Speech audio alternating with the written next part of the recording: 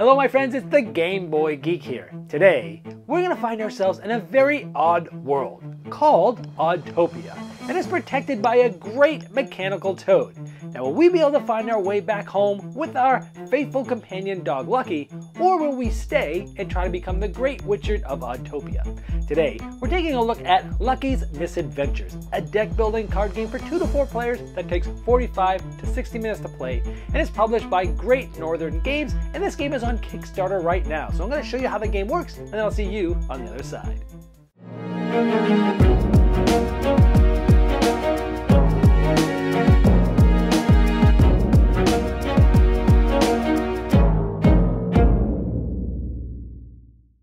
Lucky's Misadventures is a deck building game set in the odd world of Oddtopia.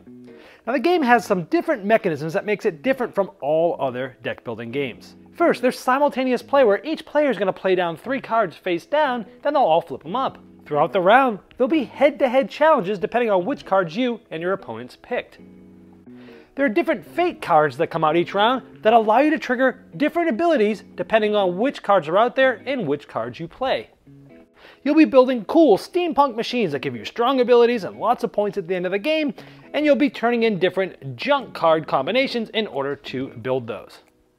And there's actually 3 different ways that you can end the game immediately and win, like having the time machine and the reactor pump in play. Or having the 3 different sisters, Vanity, Despair, and Greed in play. Or having Pumpkin Ted, the Clockmakers, and the Fate Clock in play. So here's the setup, and you'll see there's fate cards that change things that go on through each round. There's ally cards that you'll be able to purchase. There are different junk cards that you'll be able to purchase that will allow you to build these different cool steampunk machines. And there's different hirelings you'll hire. We'll go over all these in just a moment.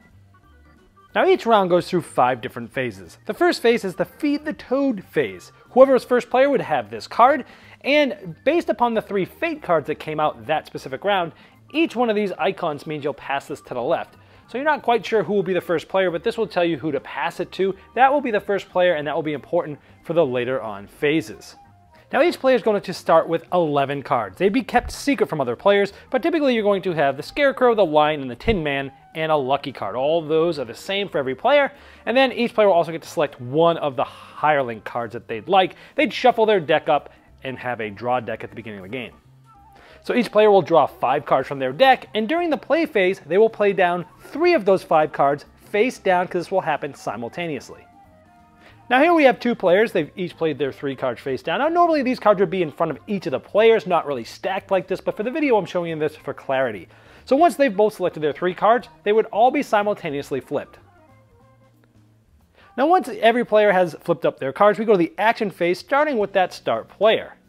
Now you can do up to 4 different actions, and you can do them in any order. One of them is activating a text on a card. This says stacked effect. Your first white rabbit gets an additional 1 to spend. These are essentially buy points, and these allow you to spend points to buy different cards. Now I've placed the 2 cards that I have buy points up here near the board just so it's easier to see for you. You wouldn't do this in a real game. But right now I have 1, 2, 3, and the Scarecrows have different colors down here. This means that if this colored fate card, or this icon face card, is available this round, then you can use this. So in this case, since it is, you get to use 1, 2, 3, 4. I have 4 buy points to buy different cards. And you could buy different ally cards that are here, or you could buy some junk cards that are here. Or you could buy a hireling. By the way, these hireling and machine decks are typically turned sideways, but for the video I turned them this way so it's easier for you to read them. Now you could buy up to 2 cards on your turn by default. So here I have 4 to spend. Let's say I buy this 3, which is the Clockwork Gizmo, and I buy this hireling, which is a 1. Once that's done, this would flip back over for the next hireling. This would refill like this, and the cards that you buy will go directly to a face-up discard pile that you'll cycle throughout the game, and they'll end up in your hand eventually.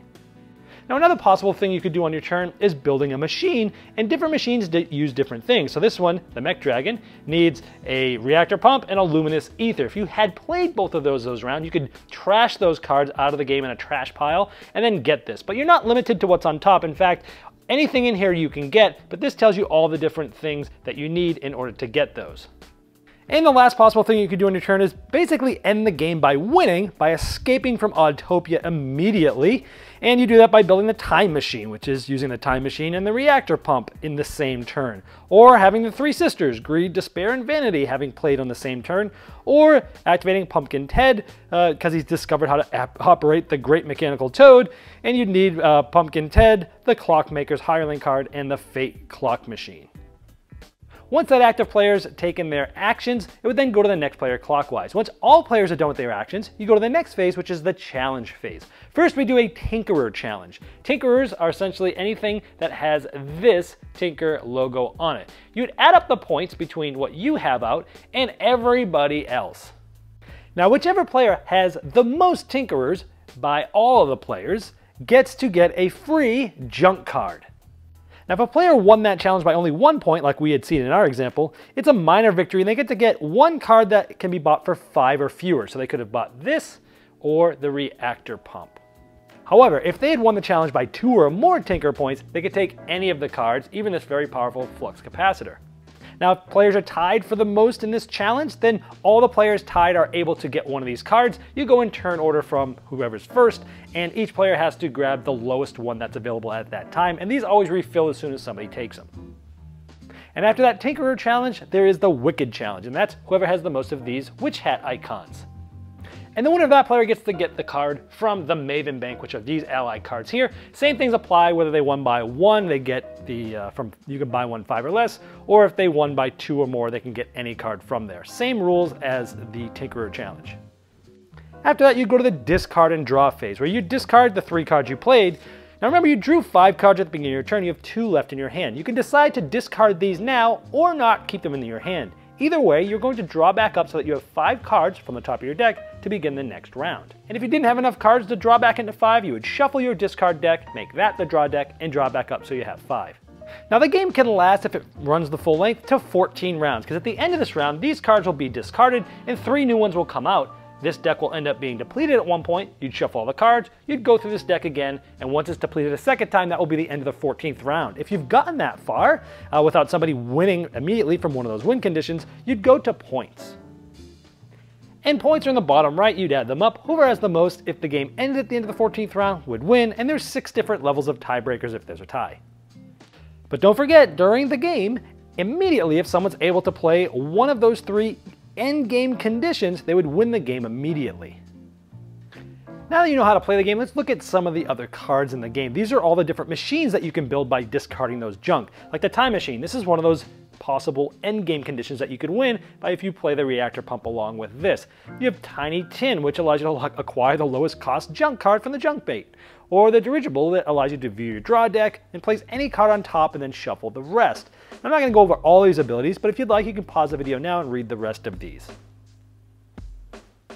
Now here are the different hirelings you can hire. We already showed you the White Rabbit and the Clockmakers. The last one of those are the Winged Monkey, which gives you 2 points towards the Wicked challenge, and each of these give you a point.